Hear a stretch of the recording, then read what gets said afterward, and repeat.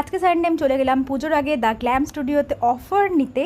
তো অফারে কী ছিল, 99-এ হেয়ার কাট ছিল, আর কালার তো করাবোই পুজোর কিছুদিন আগে।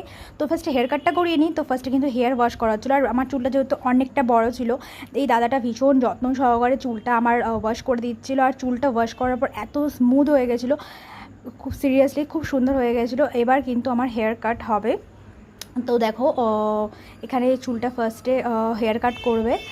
তো আমি দাদাটাকে বললাম লংয়ের ওপরে কিছুটা রাখতে। তো দাদাটা বললো ফেদার কাট আর লেয়ার কাট। তো বললাম চুলটা আমি একটু লংয়ের ওপরেই রাখবো। আমার চুলের নিচগুলো তো ফেটে গেছিলো।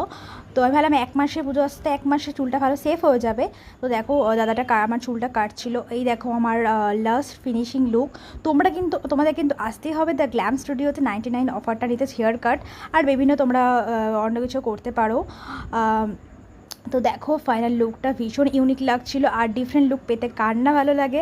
তো আমি